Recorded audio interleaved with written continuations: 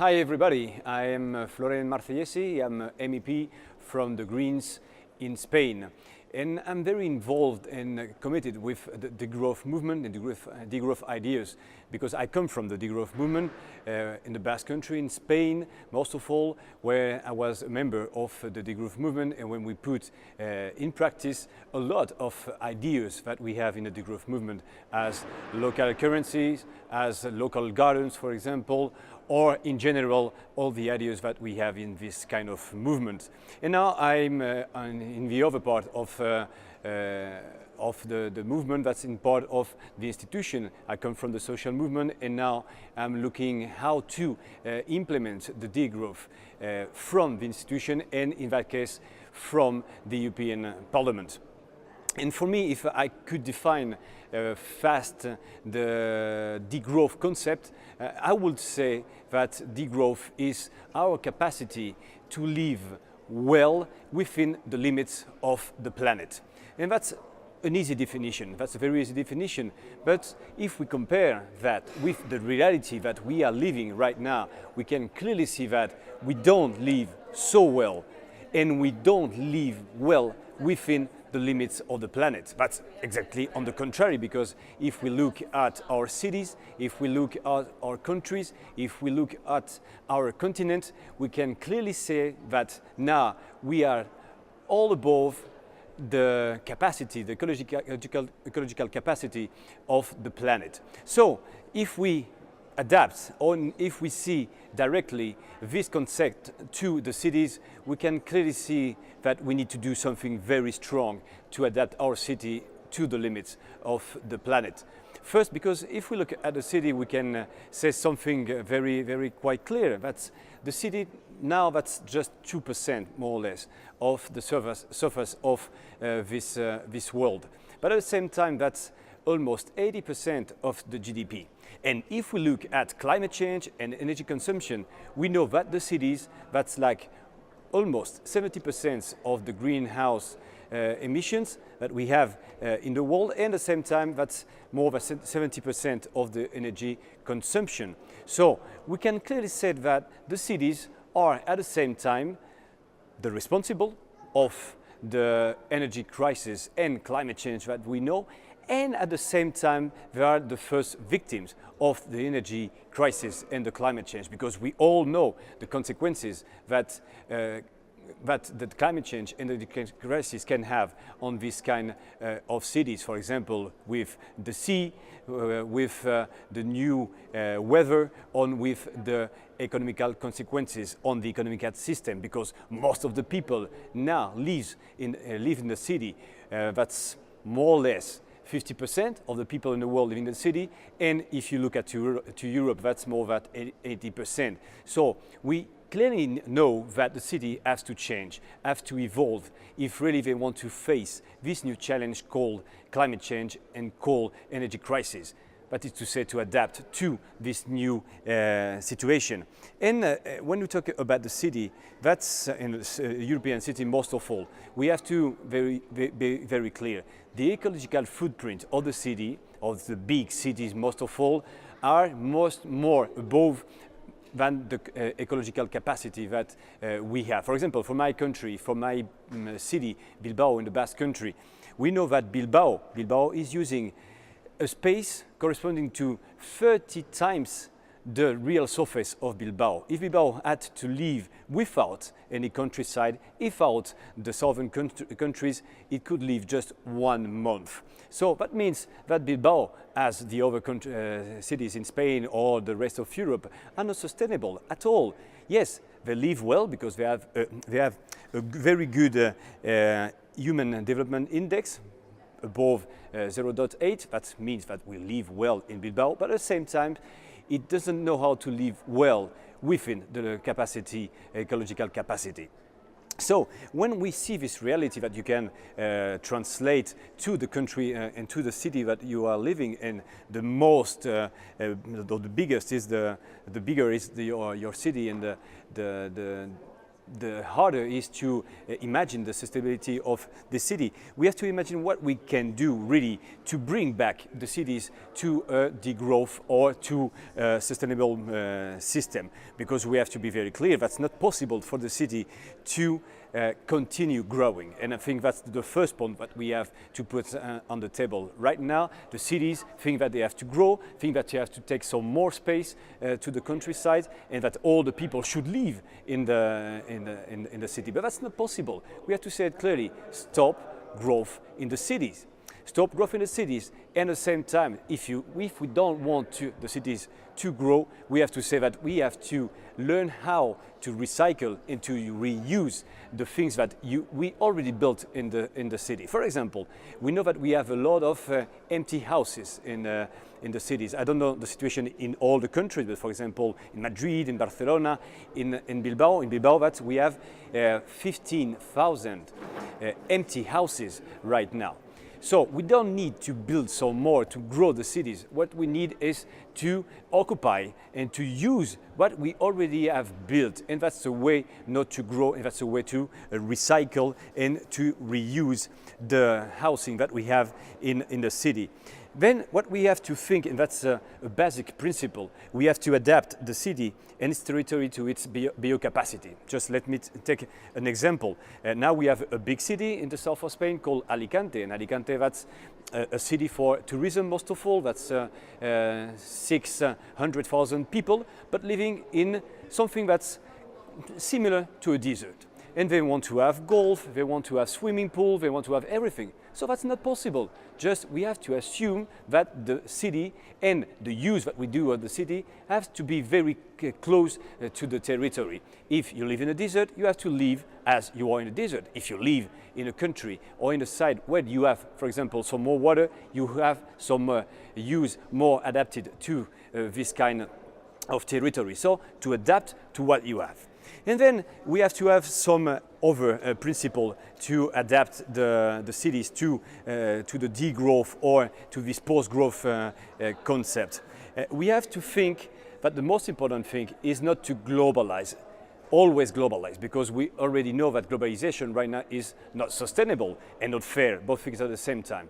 Some things will have to be globalized, but to a fair price and to a just price, including the distance, including the situation of the workers in the southern countries. But at the same time, we have to be very clear on that too.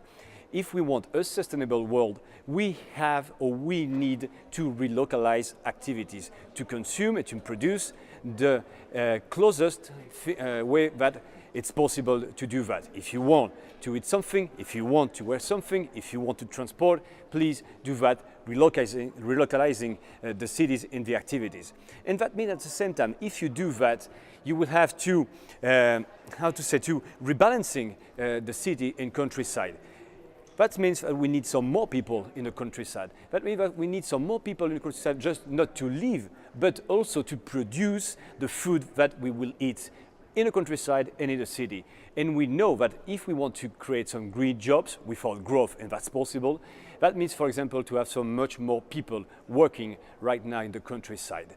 And if you apply, for example, the food sovereignty concept, we know that we can create a lot of good quality jobs in the countryside and to begin to rebalance what will be the city and the countryside. At the same time, when we have recycled the city, when we have adapted the city to the biocapacity, when we stopped growth in the city, when we have relocalized, we have to encourage to a very good sustainable mobility. Mobility based on the people, based on the soft transport, for example, as the bikes and as public transport. I think that we have to be clear on that point too. We have to reduce the role of the car in the cities and the role of the car in general, and we have to electrify with renewables the less cars that we have, and that will be most of all shared cars, because the most important thing is not to own the things and own the cars, but is to really share the use of the objects and share the use, in that case, of the cars and mobility. And then we have two other points that I have to mention if you really want to change the city. That's first, you have to democratize the city. you have to give back the power to the dwellers. You have to take back or give back the power to the inhabitants in the city. And maybe we have a problem of growth in that, for example, because the cities, the bigger is the city, the more complicated is to have a democratic city. For example, if you have a city of 2 millions, 3 millions of inhabitants, you will tell me how to organize a direct democracy. So we need to know that we have to go back to more poly-centered cities, for example, where you are able, for example, to have the democracy on a local base. You need to put the democracy, to put the economical activity, for example, at the level of the neighborhood, not only on the big metropole or megalopole. That's impossible to imagine this kind of city to be at 100% democratic. So you have to think the democracy and the size at the same time. And really, we need to relocalize economy and relocalize democracy to be sure that the dwellers can be part of this big change. And I think that the last point that I wanted to mention is the change of values, the change of mentality. If we want to go and to escape the growth concept that is really dominant right now, what we need is really to think on a different way. For example, if you want to eat something from a sustainable and fair way, well, maybe there will be not a tomato in December in the Basque Country. That's impossible because we don't have any tomato. Just think it's something local. And that's a change, that's a cultural change that we need. What is good, what is bad, and what is the horizon that we have as a society. And the horizon is to live well within the capacity of this planet. And to succeed to make this big change towards this new society, a cleaner society, a fairer society, and what we need is to have some new islands. And I will just give one island that I see very powerful right now. That's the islands that we have between the cities, what we call, for example, in Spain, the cities of change, and at the same time, the European Union, in that case, the European Parliament. Because we can see that a lot of cities have so much power, for example, than the states. For example, Madrid, that's 6 million inhabitants, and Luxembourg, in that case, will just be a neighborhood of Madrid. So you can imagine that Madrid has so much power or more than the state. So this kind of cities, for example, with the cities of change, looking for the best condition of life of their inhabitants, well, they want to have some new islands, for example, with the European Parliament on the Dieselgate, on all the polluting air, for example, issue. Everything going from the new alimentation, new food, cooperatives, local currencies, we see that the cities are looking for new people to working for. And I can experience that as MEP because I'm working a lot with the cities, and I know if I want to change the forced relationship that we have in the European Union between the member states, for example, and the European Parliament, we need the city to be part and to be one of the main stakeholders to bring the change towards a new sustainable and fair city. And just to finish and to call for the new and to call for a conference that we are organizing in September, because all this issue that I was talking about cities and degrowth, and more issue about the post-growth concept that we talked today, that's the conference we do in September here in the European Parliament from the 17th to the 20th of September. That would be 3 days, that would be organized by 9 MEPs from different political groups and different member states.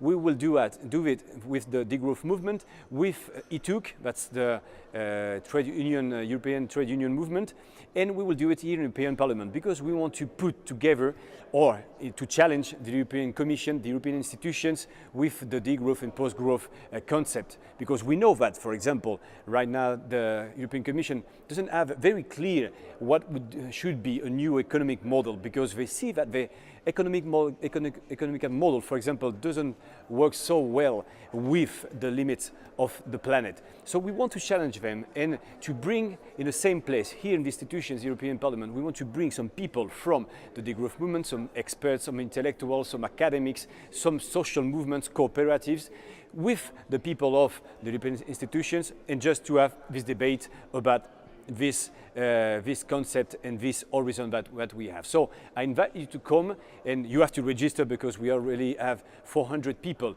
registered for this conference, and I really hope that you can do it and you can come to participate to this big debate, because we need to rethink what is our goal as a society, and we have to rethink how we can manage to have this big, fair, just and ecological and democratic transition towards a new society where we are able to live well within the capacity of the planet. Thank you very much and good luck.